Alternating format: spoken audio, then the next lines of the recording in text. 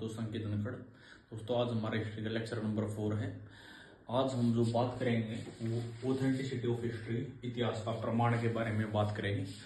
दोस्तों आपने देखा होगा कि हमें जो किताबों में पढ़ाया जाता है वो मैंने कल बताया था आपको, वो कुछ सोर्स के बेस पर लिखा जाता है। यानी कि जो इतिहास वो लिखा जाता है उसमें एक सोर्स होता है, जिसमें जैसे कि आपको बताया था मैंने, लिखित सोर्स होते हैं, पुरातात्विक होते हैं, मौखिक होते हैं। लेकिन उसके साथ साथ इसमें कई बार ऐसा होता है कि सिर्फ स्रोतों के आधार पर अगर हम कोई काम करते हैं तो जरूरी नहीं वो इतिहास 100% सच हो। उसमें कई बार हमें तार्किकता यानी लॉजिक का यूज भी करना पड़ता है।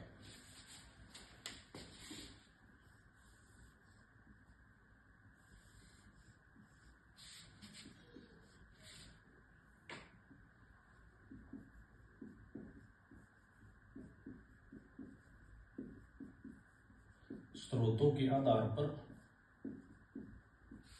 और एक है तार्किकता के आधार पर।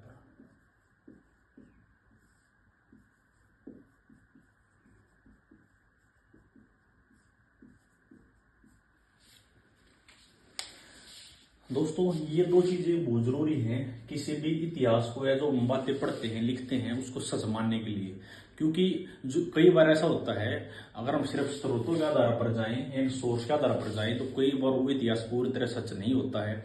अगर हमें इतिहास वो जितना हो सकता है मतलब सच अगर मनाना है, अगर उसको और ज्यादा प्रूव करना है तो हमें साथ स्रोतों के साथ साथ तार्किकता लॉजिक का यूज भी करना होगा।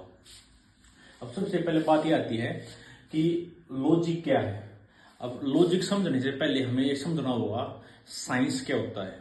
जैसे कई बार होते हैं ना, ये साइंटिफिक ह्यूमन है, ये साइंटिफिक व्यक्ति है या साइंटिफिक तरीके से काम करता है। तो जो साइंटिफिक शब्द है ये, इसका क्या मतलब होता है। अगर आप देखो इसका मतलब सिर्फ ये नहीं होता कि फिजिक्स केमिस्ट्री बायो साइंस होती नहीं। आपने कई बार देखा होगा जैसे सोशल साइंस यानी सामाजिक विज्ञान, समाज के पीछे विज्ञान लगा होता है, राजनीतिक विज्ञान यानी पॉलिटिकल साइंस। तो ये साइंस क्यों लगा होता है, इस साइंस का इस शब्द का मतलब क्या है हमें वो समझना होगा, तभी जाके हम इस चीज को समझ पाएंगे अच्छे से।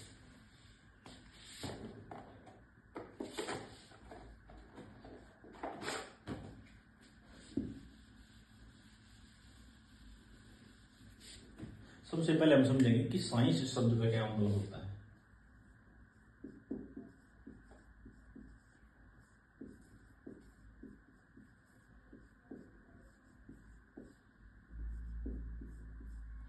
देखो दोस्तों, अगर हमें साइंस शब्द को समझना है तो उसकी कुछ फीचर समझने होंगे। 4 से 5 फीचर्स हैं, तभी हम समझ सकते हैं कि एक साइंटिफिक काम क्या होता है, वैज्ञानिक कार्य क्या होता है, वैज्ञानिक तरीके से या साइंटिफिक तरीके से किया गया काम क्या होता है, या फिर साइंटिफिक ह्यूमन क्या होता है। जैसे हम कई बार सुनते हैं ना कि इस बंदे ने साइंटिफिक तरीके से काम किया है, तो कुछ फीचर्स हैं उसकी 4 से 5, वो हमें समझना होगा। उसको मिलाकर हम कहेंगे कि भाई हाँ भाई वो साइंटिफिक काम है।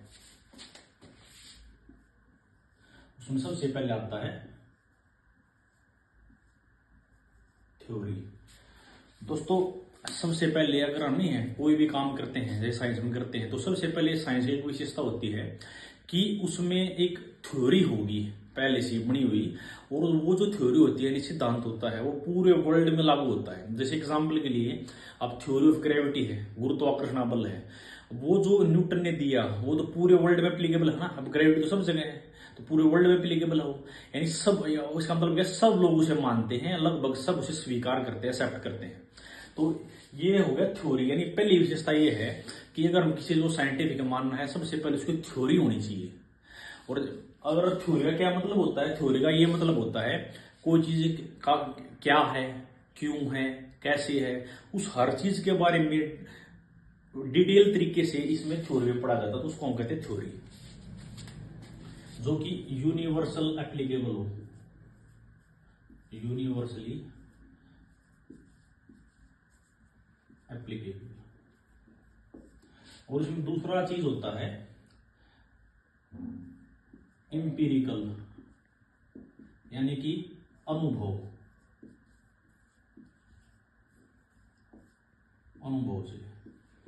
आप देखोगे अगर कोई भी काम है साइंस में, दूसरी इसकी फीचर ये होती है कि हम अगर आप देखो ना कई बार हम प्रैक्टिकल करते हैं साइंस में, या प्रैक्टिकल का क्या मतलब होता है, या तो हम उसको डायरेक्टली देखें या फिर हम उसको नहीं अपने जो हम ज्ञान इंद्रिया उसको महसूस करें, जैसे कि नाक है, आंख है, कान, उसे महसूस करें डायरेक्टली, तो उसको कहते हैं हम अनुभव। या कोई भी काम करते हैं तो उसमें क्या करते हैं, एक्सपीरियंस लेते हैं, तो डायरेक्टली काम करते हैं तभी तो एक्सपीरियंस होगा आपको। तो दूसरा सबसे इंपॉर्टेंट चीज क्या है साइंस की, कि इसमें अनुभव से काम किया जाता है, प्रैक्टिकल करके। तीसरा इसमें होता है प्रयोग, एक्सपेरिमेंट। अगर हमें साइंस में अगर हमें कुछ भी काम करना होता है, हमें अगर किसी को प्रूव करना है, तो सबसे पहले हम क्या करने होंगे, प्रयोग करने होंगे, एक्सपेरिमेंट करने होंगे, तभी तो हम अपनी बात को सच साबित कर पाएंगे, प्रूव कर पाएंगे।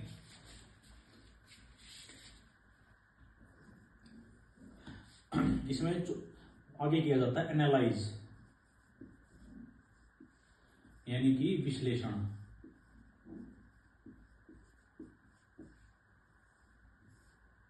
इसमें एक्सपेरिमेंट।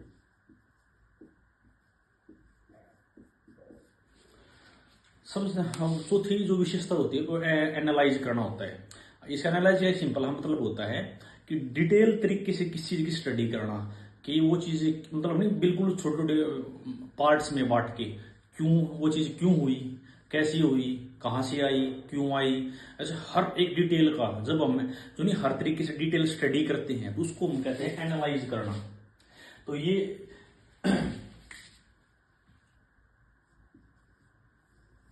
पांचवा हो गया जो एक बहुत इंपॉर्टेंट है, लॉजिक, यानी कि तर्क, जो कि हमारे ऑथेंटिसिटी ऑफ हिस्ट्री उसमें दूसरा शब्द आया था ना, तर्क।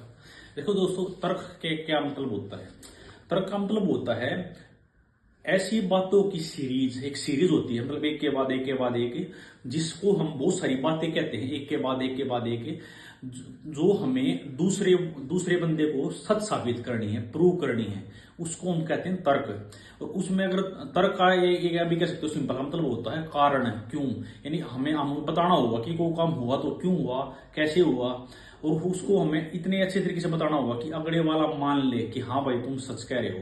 तो अगर हम अपनी बातों से किसी को अपनी बात प्रूव कर देते हैं, सच साबित कर देते हैं, तो बहुत सारे कारण बताकर एक के बाद एक, तो उसको हम कहते हैं तर्क, लॉजिक। और लॉजिक में दोस्तों कॉमन सेंस भी आप देखते हैं इंक्लूड होती है। इसका मतलब क्या है कि जरूरी नहीं कि हर बातों को प्रूव ही हो, कुछ बातें हम अपने दिमाग लगा कर भी हम सोच सकते हैं ऐसा हुआ होगा। अब जैसे उदाहरण के लिए मान अगर कहीं आग लगी है तो हमारी कॉमन सेंस क्या कहेगी कि धुआं निकल रहा है, तो कॉमन सेंस क्या कहेगी कि बंदरों में 90% चांस है कि वहां पे आग लगी होगी, तो कॉमन सेंस हमारी यही कहती है। तो इसका अंदाजा लगा सकते हैं कि ऐसा हुआ होगा। तो तर्क में कॉमन सेंस भी इंक्लूड होती है। तो दोस्तों ये थी मेनली साइंस की फीचर्स, जिससे हम पता लगा सकते हैं कि साइंस होती क्या है, साइंटिफिक काम क्या होता है।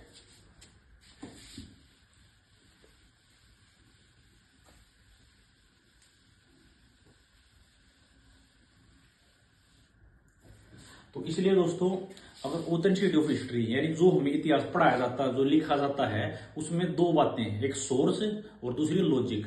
अगर इन बेसिस को मिला के अगर वो इतिहास लिखा गया है, बनाया गया है, तो हम कह सकते हैं कि वो इतिहास 80 to 90% एक्यूरेसी होगी, यानी वो सच होगा, सही होगा।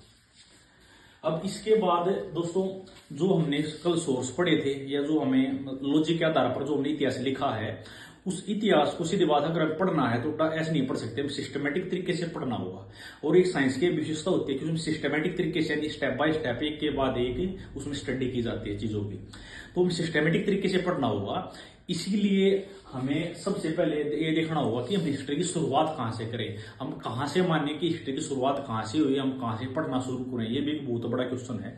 तो इसके लिए क्या किया गया दोस्तों, हिस्ट्री को 3 पार्ट्स में बांटा गया है, जो अगर हम देखेंगे जैसे प्रागैतिहासिक काल, दूसरा प्रोटो हिस्ट्री यानी आद्य ऐतिहासिक काल, तीसरा हिस्टोरिकल पीरियड यानी ऐतिहासिक काल, जिसको हम अगली क्लास में शुरू करेंगे। अब सबसे पहले आपको ये जानना इतना जरूरी था कि इतिहास का प्रमाणित ऑथेंटिसिटी ऑफ हिस्ट्री होती क्या है, और इसमें आपको उम्मीद है कि चीज समझ में आई होंगी।